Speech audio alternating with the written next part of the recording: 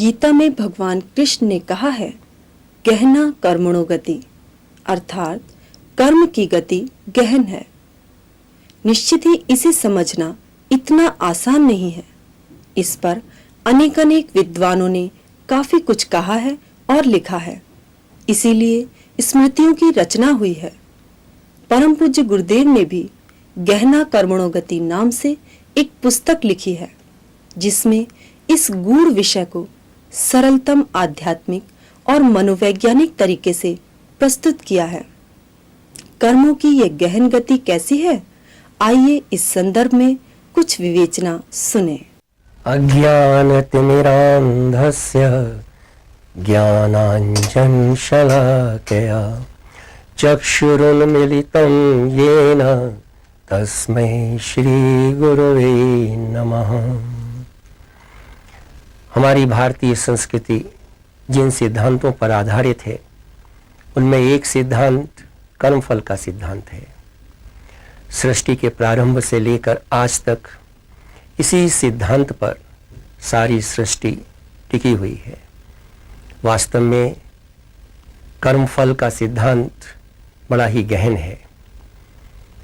आलसियों को बहुत बड़ी बड़ी पदवियां, बहुत पैसे, धन और मेहनत करने वालों को गरीबी की स्थिति में देखकर आज का व्यक्ति इसके बारे में संदेह करने लगता है। धर्म प्रेमी दुखी का जीवन व्यतीत करते हैं और पापी जीवन व्यतीत करने वाले हर प्रकार की मौज मस्ती करते हुए देखे जाते हैं। इन सारी चीज़ों को देखकर ऐसा लगता है कि इस प्रकार का कोई भी सिद्धांत नहीं है और मनुष्य का विश्वास इस पर से उठता जाता है। कभी कोई कहता है कि मनुष्य के सारे कर्मों का लेखा जोखा लिखा जाता है, तो बड़े आश्चर्य की बात होती है। सारे विश्व की जनसंख्या अगर देखी जाए तो वो अरबों में जाकर बैठती है, और इतनी बड़ी जनसंख्या का लेखा जोखा लिखने के लिए कितने मुनीम चाहिएंगे और कितने खाते चाहिएंगे। बड़ी विचित्र सी बात लगती है। लेकिन जब विज्ञान की दृष्टि से देखते हैं तो लगता है कि इसमें कोई भी असंभव नहीं है। बड़े बड़े गीतों को रिकॉर्ड करके जब थोड़े से सीडी के अंदर समेट लिया जाता है, बड़े बड़े भाषणों को जब शॉर्ट हैंड के माध्यम से हमारा लिपिबद्ध कर देता है, तो इस प्रकार से बड़े बड़े कर्मों को भी लिपिबद्ध किया जा सकता है। और ये करता है चित्रगुप्त। कौन है ये चित्रगुप्त? आइए जरा इसका थोड़ा सा जानकारी प्राप्त करें। ये चित्रगुप्त कोई और नहीं बल्कि हमारे ही मन का गुप्त चित्र है, और ये हर एक का लेखा जोखा अपने आप लिखता हुआ चला जाता है। जो कुछ भी हम करते चले जाते हैं वो हमारे मस्तिष्क के अंदर लिपिबद्ध हो जाता है, अंकित हो जाता है, और उसी का परिणाम हम अपने जीवन में भोगते रहते हैं। लेकिन जब समाज के अंदर देखते हैं कि लोगों को फल नहीं मिलता, लोगों को परिणाम नहीं मिलता, तो फिर लोग इस पर से अपना विश्वास हटाते हुए चले जा रहे हैं। साथियों, वास्तविकता ये है कि जब किसी को चांटा मारने से अगर हाथ में फुंसी निकल आए, या किसी को गाली देने से जीभ में फफोले निकल आए, या किसी की हत्या करने से हाथ कटकर स्वयं अलग गिर जाए, तो मनुष्य को सोचने की कोई शक्ति नहीं रह जाती, और वो सिर्फ एक ही रास्ते पर चलने के लिए विवश हो जाता है। भगवान ने हमको सोचने की शक्ति दी है, भगवान ने हमको कार्य करने के मार्ग सुझाए हैं। हम उन सोचने की शक्ति के माध्यम से अपने कार्यों को आगे बढ़ाने का प्रयत्न करें। कैसे? आइए जरा इसको देखते हैं। किस प्रकार के हमारे कार्य होते हैं और किस प्रकार के हमको फल मिलते हैं। ये 3 प्रकार के होते हैं, जिनमें एक को कहा गया है दैविक, दूसरे को कहा गया है दैहिक, और तीसरे को कहा गया है भौतिक। दैविक क्या होते हैं? ये मानसिक रूप से होते हैं। हमारा चिंतन जो लोगों को दिखाई नहीं देता, लेकिन अगर अश्लील विचारधारा का है, निष्कृष्ट विचारधारा का है, तो उस पर हमारा प्रभाव पड़ता है और हम मानसिक रूप से परेशान हो जाते हैं। जिसके कारण हम शारीरिक रूप से भी रोगी, शारीरिक रूप से भी हम परेशान रहने लगते हैं। दूसरा होता है दैहिक। शरीर में चोट लगती है तो उसका कष्ट मनुष्य को स्वयं भोगना पड़ता है। हाथ में चाकू लग जाता है, पीड़ा सहन करनी पड़ती है। शराब पी जाती है तो उसका भोग शरीर के अंगों को भोगना पड़ता है। तीसरा होता है भौतिक प्रकार का। भौतिक अर्थात मनुष्य जो है वो समाज में किए हुए सामूहिक कर्मों का फल भोगता है, जैसे स्थानों पर भूकंप आना, महामारी का फैलना, अतिवृष्टि और अनावृष्टि। ये एक ऐसे कर्म है जिसको कि मनुष्य भौतिक विपदाओं का नाम देता है। साथियों, ये भौतिक विपदाएं मनुष्य के जीवन में सामूहिक दंड के विधान के रूप में आती हैं। विज्ञान का एक नियम है, every action has equal and opposite reaction. प्रत्येक क्रिया के बराबर और विपरीत प्रतिक्रिया होती है। लेकिन भगवान के इस सिद्धांत के अंदर देर है अंधेर नहीं है। कभी कभी किन्हीं कर्मों का फल पाने के लिए मनुष्य को जन्म जन्मांतरों का इंतजार करना पड़ता है, और कभी किसी कर्म का फल मनुष्य को तुरंत मिल जाता है।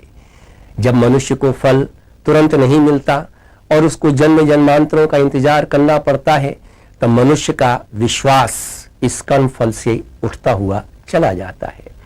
लेकिन एक बात और भी सत्य है कि वो कर्म किस प्रकार का है और किसके द्वारा किया जा रहा है, किस भावना से किया जा रहा है, ये चीजें देखना आवश्यक होती हैं। आप सामाजिक दृष्टि से ही देख लीजिए। जज साहब के पास अगर कोई केस आता है किसी की हत्या का, ये हत्या करने वाले 3 प्राणी हैं, लेकिन जज साहब एक व्यक्ति को साफ तौर पर बरी कर देते हैं, दूसरे को 5 साल की सजा दे देते हैं और तीसरे को मृत्युदंड दे देते हैं। आप कहते हैं ये कैसी विचित्र बात है, हत्या तो तीनों ने ही करी। लेकिन इन तीनों के अंदर बहुत बड़ा अंतर है। पहले ने ये हत्या जानबूझकर नहीं करी, बेचारा मजदूर था, ऊपर मकान बना रहा था, चलते हुए राही के ऊपर उसके हाथ से ईंट छूटकर गिर गई, उसके सर पर गिरी, उसकी मृत्यु हो गई। उसने जानकर ईंट नहीं गिराई। दूसरा व्यक्ति वो था जो खेत में चोरी कर रहा था, लेकिन वहीं पर किसान के अचानक आ जाने से किसान को क्रोध आया, और क्रोध आने के बाद किसान ने लाठी चलाई, और लाठी चलाने से उस व्यक्ति को चोट लगी, जिससे उसकी मृत्यु हो गई। और तीसरा केस था एक डाकू का, जिसने जानबूझकर हत्या करके धन को लूटा, चोरी करी और वहां से भागा। ये 3 प्रकार की क्रियाएं हैं तो एक ही तरह की, मृत्यु तो तीनों की हुई है, लेकिन दंड का विधान अलग अलग है। इसी प्रकार से भगवान के यहाँ भी है, दंड का विधान अलग अलग है। अगर कोई बच्चा गलती करता है तो उसको दंड का विधान और प्रकार का है। कोई जानकार व्यक्ति यदि गलती करता है तो उसको दंड और प्रकार का है। एक कसाई अगर ईमानदारी से पूरी तन्मयता के साथ पूरे कर्तव्य का पालन करते हुए अगर वध करता है, और वध करने के बाद वो उस मांस को बेचता है, तो उसको शायद उतना पाप न लगे जितना कि एक जानकार ब्राह्मण को, जो जानता है कि मांस खाना उचित नहीं है और दूसरों को वो शिक्षा देता है कि मांस नहीं खाना चाहिए, हत्या नहीं करनी चाहिए, और वो लुके छिपे जाकर कसाई की दुकान से मांस खरीदता है और खरीदने के बाद खाता है। भले ही उसने हत्या नहीं करी हो, लेकिन उसका पाप उसको लगता है और उसको इस पाप को भोगना पड़ता है। ये एक ऐसे नियम हैं जिनसे कि मनुष्य बंधा हुआ है। स्वयं भगवान भी अपने आप इस नियम से बंधा हुआ है, उसने अपने आप को इससे अलग नहीं किया। जब भगवान स्वयं इस नियम से बंधा हुआ है, तब हम और आप हैं क्या चीज़? साथियों, ये चीज़ देखने में आती है, जब कोई एक बीज डालते हैं तो उसकी फसल बहुत वर्षों में तैयार होती है, और कोई एक बीज डालते हैं तो उसकी फसल हमारी तुरंत तैयार हो जाती है। बहुत से सब्जियों के, फलों के बीज ऐसे होते हैं जो कि समय के अनुसार डाले जाते हैं और 1-2 महीने में ही तैयार होकर निकल आते हैं। लेकिन बहुत से बीज ऐसे होते हैं जिनमें कि अगर पिता बोता है तो कहीं पोते को खाना पड़ता है, अर्थात 2-2 पीढ़ियाँ निकल जाती हैं, 3-3 पीढ़ियाँ निकल जाती हैं। इसी प्रकार से कुछ कर्म ऐसे होते हैं जिनका फल पाने के लिए मनुष्य को जन्म जन्मांतरों का इंतजार करना पड़ता है, और कुछ कर्म ऐसे होते हैं जिसमें कि मनुष्य को उसका फल तुरंत ही भोगना पड़ता है। ये कर्मों की हम 3 भाग कर देते हैं। एक कहा जाता है संचित कर्म। संचित कर्म क्या होता है? मान लीजिए हमने कोई भी पुण्य कर्म किया, हमने थोड़ी देर की उपासना करी, हमने थोड़ी देर की पूजा पाठ करी, हम मंदिर में गए और हमने ये सोच लिया कि हम बहुत बड़े धर्मात्मा बन गए, लेकिन थोड़ी ही देर में हमने कोई भ्रष्टाचार का काम कर लिया, हमने कोई मानसिक रूप से दुर्व्यवहार का कार्य कर लिया, या हमने किसी को शब्दों के माध्यम से चोट पहुंचा दी, तो जो हमारे संचित कर्म थे वो सारे संचित कर्म उन धर्म कर्मों के खत्म होते चले गए। इसी प्रकार से दूसरे कर्म होते हैं जिनको कि हम प्रारब्ध कहते हैं। प्रारब्ध कर्म वो होते हैं जिसमें कि मनुष्य को पिछले कर्मों का, पिछले जन्मों का कुछ ना कुछ भोगना पड़ता है। जैसे मैं आपको एक उदाहरण देता हूँ महाभारत का। भगवान श्री कृष्ण ने इस कर्म को भोगा था जब वो पिछले जन्म में राम के रूप में इस धरती पर आए थे और उन्होंने बाली को मारा था।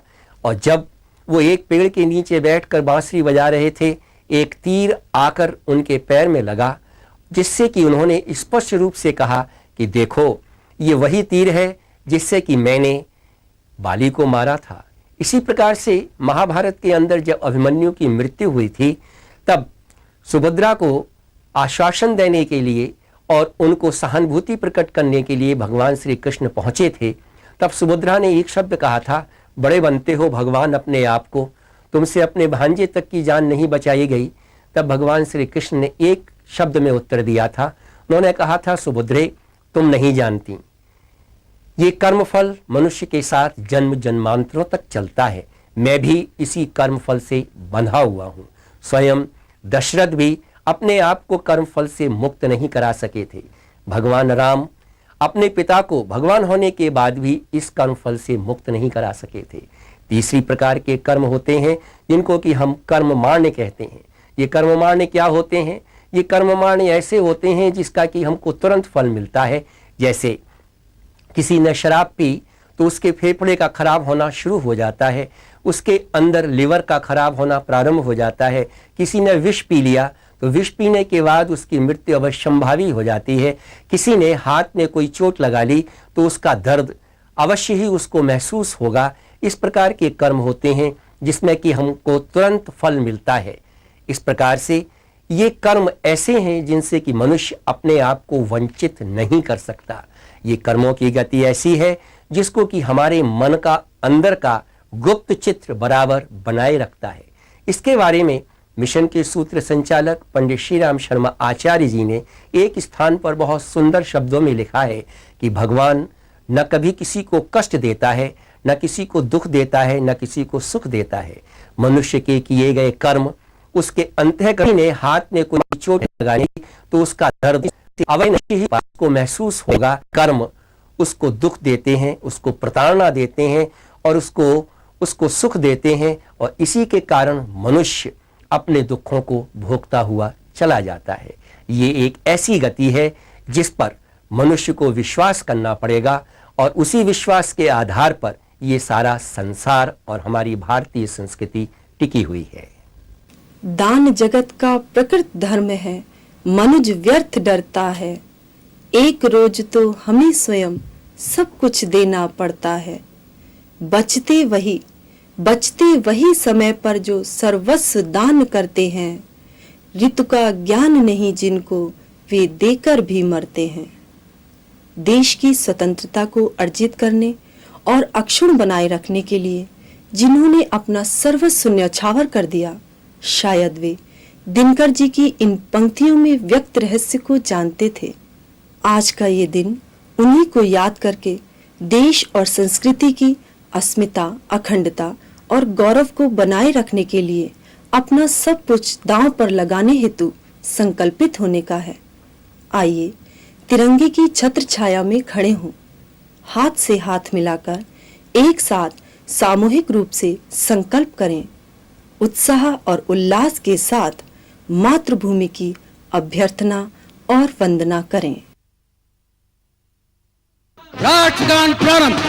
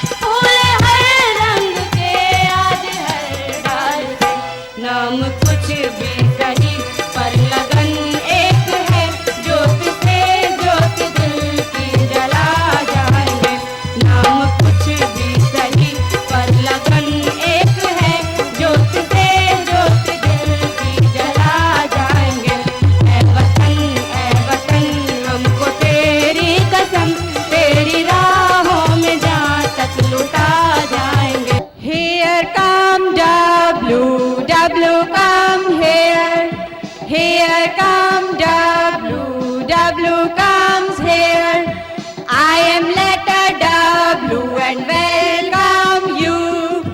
I am letter W and welcome you. Here come you, welcome you, welcome you, welcome you. Here come E, E comes here. Here come E, E comes here. I am letter E and welcome you. I am letter E and welcome you. Welcome you, welcome you, welcome you, welcome you. Here come L, L comes here. Here come L, L comes here. I am letter L and welcome you. I am letter L and welcome you. Welcome you, welcome you, welcome you, welcome you. Here comes C, C comes here. Here comes C, C comes here. I am letter C and welcome you. I am letter C and welcome you. बढ़ फिर कोई दीप नया तू मिट्टी मेरे देश की, मिट्टी मेरे देश की। बढ़ फिर कोई दीप नया गपा गपा साई दा गपा गपा गपा गपा साई दा गपा गपा राधा नीनी राधा बाबा मामा गागा रे सा। देवभूमि यह जन्म दिए जिसने अनगिन अवतार को। देवभूमि यह जन्म दिए जिसने अनगिन अवतार को। ज्योति शिखा बन हरती आई यह जग के अंधियार को। ज्योति शिखा बन हरती आई यह जग के अंधियार को। हमको है विश्वास की धरती बांध नहीं इस देश की। विकट जन्म बेला है शायद निकट जन्म बेला है शायद किसी नए परिवेश की, किसी नए परिवेश की। बढ़ फिर कोई दीप नया तू मिट्टी मेरे देश की, मिट्टी मेरे देश की। इंसाफ की डगर पे बच्चों दिखाओ चल के, यह देश है तुम्हारा, देता तुम्ही हो कल के। मुश्किलों से बड़े चलो तुम नौजवान हो, डरो नहीं रुको नहीं तुम वतन की शान हो। होनहार देश के कर्णधार देश के, देश की पुकार पर आज तुम बढ़े चलो। आज तुम बढ़े चलो, आज तुम बढ़े चलो, आज तुम बढ़े चलो। होनहार देश के कर्णधार देश के।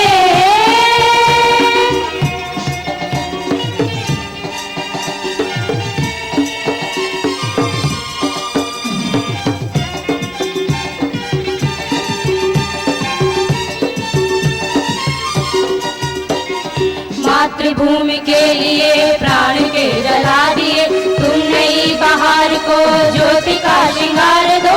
मातृभूमि के लिए प्राण के जला दिए तुम नई बहार को ज्योति का श्रृंगार दो।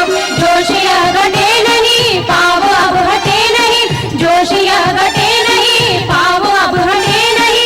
साथ स्वाभिमान का आज तुम बढ़े चलो, आज तुम बढ़े चलो, आज तुम बढ़े चलो, आज तुम बढ़े चलो। होनहार देश के कर्णधार देश के, देश की पुकार पर आज तुम बढ़े चलो। आज तुम बढ़े चलो, आज तुम बढ़े चलो, आज तुम बढ़े चलो। होनहार देश के कर्णधार देश के। भारत है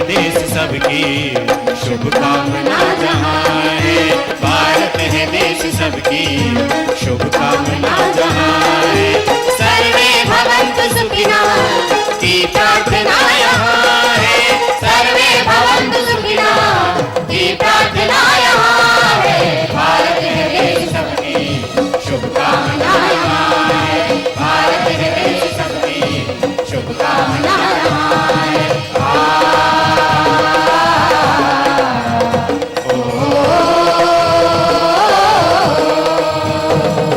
हमको अपने भारत की मिट्टी से अनुपम प्यार है अपना तन मन जीवन सब इस मिट्टी का उपहार है अपना तन मन जीवन सब इस मिट्टी का उपहार है हमको अपने भारत की मिट्टी से अनुपम प्यार है हमको अपने भारत की मिट्टी से अनुपम प्यार है इस मिट्टी में जन्म लिया था दशरथ नंदन राम ने दशरथ नंदन राम ने इस धरती पर गीता गाई यद कुलभूषण श्याम ने यद कुलभूषण श्याम ने इस धरती के आगे मस्तक झुकता बारंबार है इस धरती के आगे मस्तक झुकता बारंबार है हमको अपने भारत की मिट्टी से अनुपम प्यार है हमको अपने भारत की मिट्टी से अनुपम प्यार है बनो एक सब मिल विषमता मिटाओ बनो एक सब मिल विषमता मिटाओ जगो तुम स्वयं राष्ट्र को भी जगाओ जगो तुम स्वयं राष्ट्र को भी जगाओ बनो एक सब मिल विषमता मिटाओ बनो एक सब मिल विषमता मिटाओ बने सब युवक राष्ट्रहित स्वाभिमानी राणा शिवा कर्ण से वीरवाणी भगत और विष मिल के लिख दो कहानी बने नारियां आज झांसी की रानी शहीदों के पथ पर चलो चलते जाओ शहीदों के पथ पर चलो चलते जाओ बनो एक सब मिल विषमता मिटाओ बनो एक सब मिल विषमता मिटाओ श्री कृष्ण ने हमें महापुरुष, आदर्श राजा, आदर्श प्रजा और आदर्श विजेता के गुणों से परिचित कराया। एक व्यक्ति के जीवन का वास्तविक आदर्श और लक्ष्य क्या होना चाहिए, उसके वैयक्तिक और सामाजिक कर्तव्य क्या हैं, इसका ज्ञान कराया। इन सबसे बढ़कर एक महत्वपूर्ण शिक्षा जो हमें श्री कृष्ण के जीवन और चरित्र से मिलती है वह है जीवन में संघर्षरत रहते हुए भी संसार में जो अति मनोरम, सरस और सुखद है उसका आनंद लिया जा सकता है। तो आइए कृष्ण जन्माष्टमी के इस पावन अवसर पर श्री कृष्ण के उत्कृष्ट गुणों, कार्यों और जीवन से प्रेरणा ग्रहण करते हुए उनकी आराधना करें और उनकी चेतना से जुड़ने का प्रयास करें। करुणा कर तुम्हारा ब्रज में फिर से अवतार हो जाए भक्तों का चमन उजड़ा हुआ गुलजार हो जाए कब आओगे कृष्ण कन्हाई कब आओगे कृष्ण कन्हाई कब आओगे कृष्ण कन्हाई फिर से शाम घटा घिर आई फिर से शाम घटा घिर आई कब आओगे कृष्ण कन्हाई कब आओगे कृष्ण कन्हाई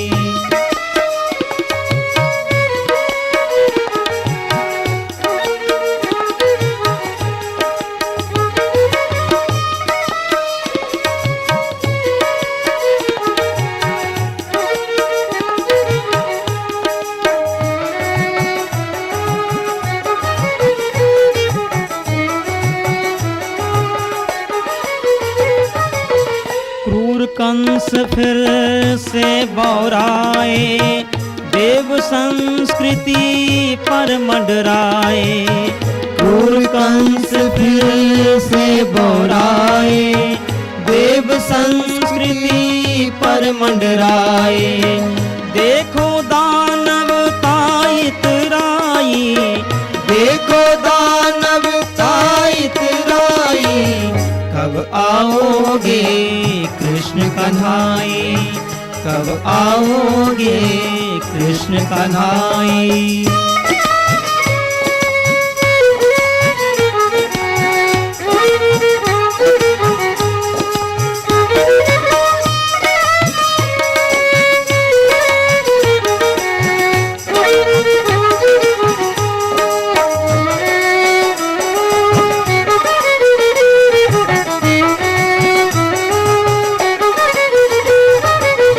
उगल रहा विष काम कालिया, कब नाथोगे है सावलिया। उगल रहा विष काम कालिया, कब नाथोगे है सावलिया।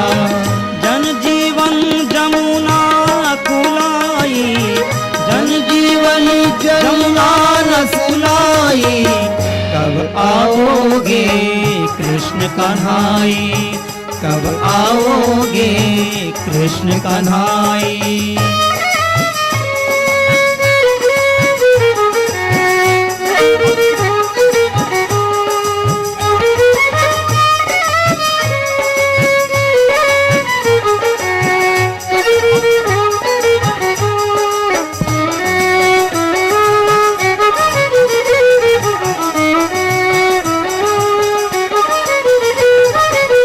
पांचजन्य में फिर स्वर फूको, कहो पार्थ से अरे न चूको।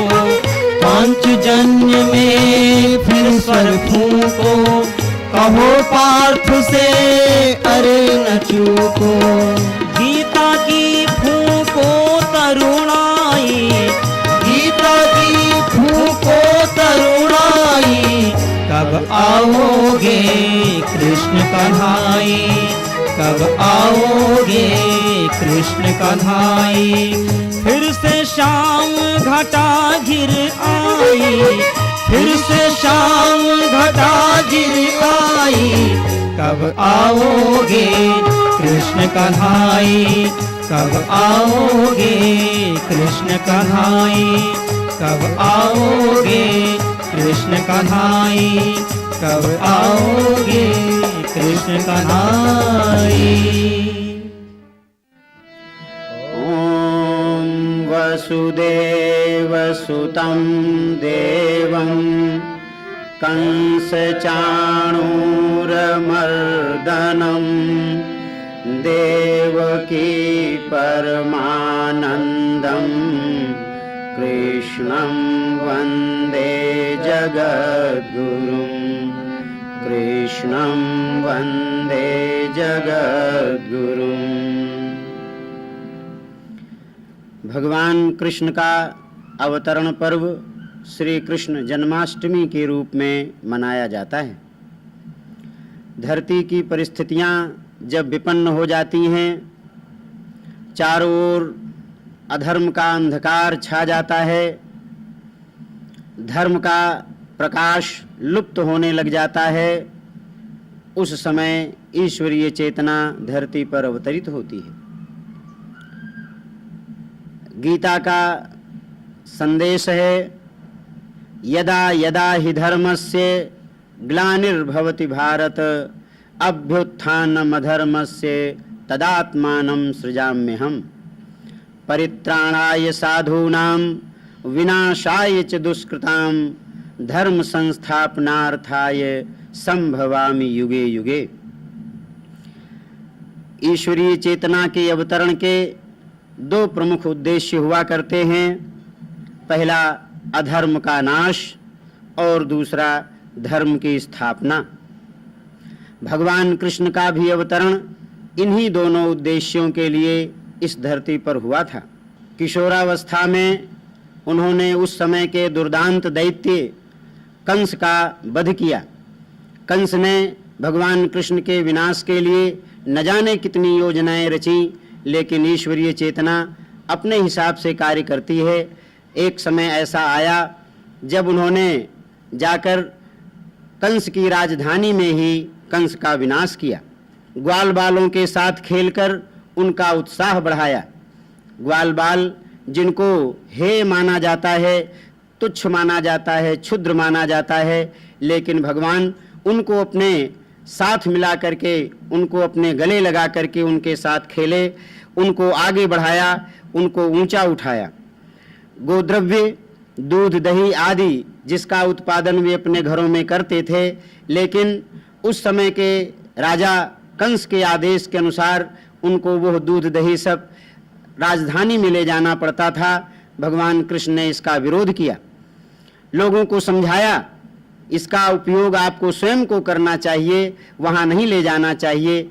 न मानने पर उनकी गगरी मटकी फोड़ करके भी उसका विरोध किया। इस प्रकार से शुरू से ही उन्होंने गायों के पालन के लिए, ग्वाल बालों के संवर्धन के लिए उन्होंने प्रयत्न किया। भगवान कृष्ण का एक नाम गोपाल भी है। गोपाल का सीधा सा अर्थ होता है गाम पालयति इति गोपालः, जिन्होंने गायों का संरक्षण किया। गौ संरक्षण और सज्जनों की रक्षा का उद्देश्य होता है भगवान का, यही कार्य उन्होंने शुरू से किया। आगे चलकर उन्होंने पांडवों की रक्षा की। पांडव का न्याय पक्ष था, सत्य का मार्ग था, कौरव असत्य मार्ग पर चल रहे थे। भगवान कृष्ण ने इस रहस्य को देखा, इस तथ्य को देखा, और उन्होंने सत्य का पक्ष लेने वाले पांडवों का साथ दिया और उनको विजयी बनाया। भारत को महान भारत बनाने का लक्ष्य पूरा किया। गीता का दिव्य ज्ञान इसी बीच प्रकट हुआ। गीता का दिव्य ज्ञान आज भी मानवता के लिए ज्ञान का, प्रकाश का एक स्रोत है। भगवान कृष्ण इसीलिए पूर्णावतार कहे जाते हैं। उस समय की परिस्थितियां जितनी मुश्किल की थीं, उन्होंने इसके लिए एक विशेष नीति अपनाई। साम दाम दंड भेद चारों नीतियों को उन्होंने अपनाया और उन्होंने अपना पूर्ण पुरुषत्व प्रकट किया। आज परिस्थितियां जिस प्रकार की इस देश समाज की हैं, उस स्थिति में भगवान कृष्ण की विशेष आवश्यकता है। हम भाव भरे हृदय से भगवान कृष्ण का आवाहन करें। वे हमारे मन मस्तिष्क हृदय अंतःकरण में विराजमान होकर सत्य मार्ग पर चलने के लिए हमें प्रेरित करें, असत्य मार्ग से विरत होने के लिए हमें प्रोत्साहित करें। इसी भाव से आइए भगवान कृष्ण का आवाहन करते हैं। ओम देवकी नंदनाय विद्महे वासुदेवाय धीमहि तन्नः कृष्णः प्रचोदयात्। ॐ वंशी विभूषितकरान्नवनीरदाभात् पीताम्बरादरुणबिम्बफलाधरोष्ठात्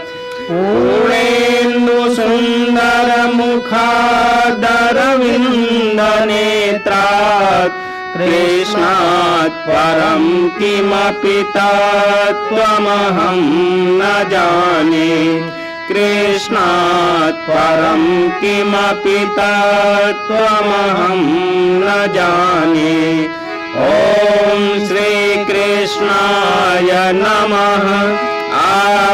आवाहयामि स्थापयामि ध्यायामि। ईश्वरीय चेतना जब भी इस धरती पर अवतरित होती है तो अपने संगियों, साथियों, सहयोगियों के साथ आती है। उनके साथ मिल करके ही अपने प्रयोजन को पूर्ण करती है। अकेले उसके लिए भी वो प्रयोजन पूर्ण करना मुश्किल होता है। हम सबके अंतःकरण में भी उसी तरह का भाव जगे, हम भी भगवान के कार्य में सहयोगी बन सकें। तो इसी भाव से आइए भगवान कृष्ण के सखाओं का भी आवाहन करते हैं। ॐ सखायः संवह संयञ्चमिषाग्वं स्तोमं चाग्नये वर्षिष्ठाय क्षितीनामूर्जो नप्ते सहा सरस्वते ॐ श्रीकृष्ण सखिभ्यो नमः आवाहयामि स्थापयामि ध्यायामि। भगवान कृष्ण ने जिस दिव्य ज्ञान गीता का उपदेश मानवता के हित के लिए दिया, हम उस ज्ञान का भी आवाहन करते हैं। वो ज्ञान हमारे अंतःकरण में विराजमान हो और कर्म योग के मार्ग पर हमें आगे बढ़ाए। हम सुख दुख, लाभ हानि, जीवन मरण को से ऊपर उठ करके अपने कर्तव्य पथ पर आगे बढ़ते रहें।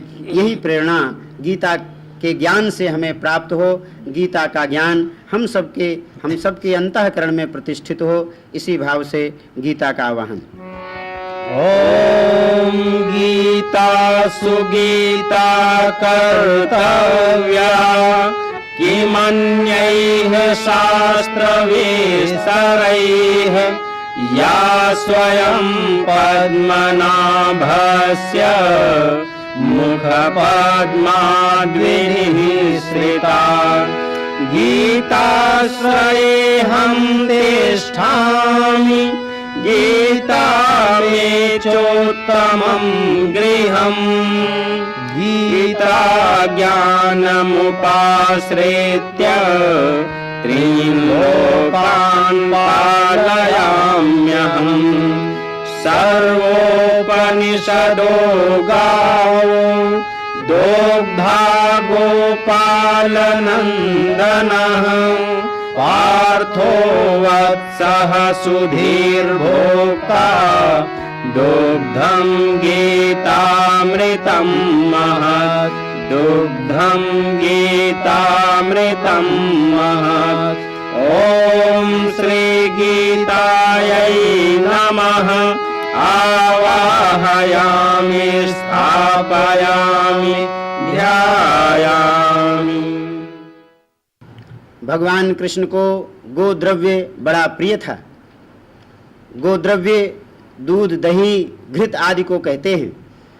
दूध, दही, घृत आदि वे स्वयं भी बड़े चाव से खाते थे, अपने प्रिय सखाओं को भी खिलाते थे। इसके लिए उन्हें चोरी भी करनी पड़ती थी तो उन्हें कोई आपत्ति नहीं थी। कई बार उनको इसके लिए सजा भी खानी पड़ी थी। आइए भगवान कृष्ण की प्रसन्नता के लिए उनको यहाँ भी गोद्रव्य अर्पित करें।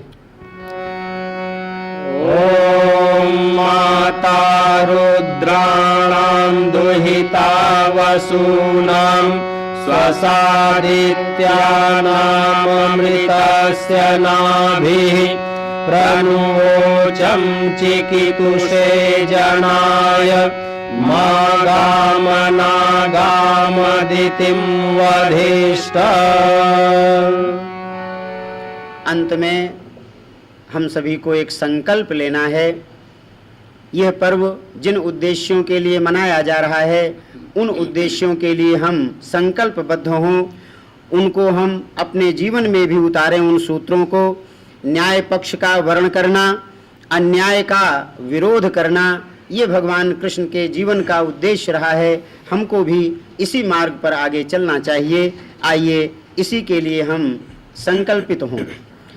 ओम विष्णुर्विष्णुर्विष्णु श्रीमद्भगवतो महापुरुषस्य विष्णुराज्ञया प्रवर्तमानस्य अद्य श्री ब्रह्मणोहिनी द्वितीये परार्धे श्री श्वेतवाराह कल्पे वैवस्वत मन्वन्तरे जम्बूद्वीपे भरतखंडे आर्यावर्तैक देशांतर्गते हरिद्वार पुण्यक्षेत्रे भागीरथ्याः पश्चिमे तीरे शांतिकुंज पवित्रस्थले 2059 विक्रम संवत्सरे मासानां मासोत्तमे मासे भाद्रपद मासे कृष्ण पक्षे अष्टम्यां तिथौ शनिवासरान्वितायां। अपने अपने गोत्र का नाम लें। गोत्रोत्पन्नः अपना अपना नाम लें। नामाहम, अब यहाँ से दोहराएं। कृष्ण जन्मोत्सवे स्वशक्ति अनुरूपम न्याय पक्ष वर्णम तत्समर्थनम च करिष्ये तत्प्रतीक रूपेण नियम पालनार्थम संकल्पयिष्ये। ओम शांति शांति शांति।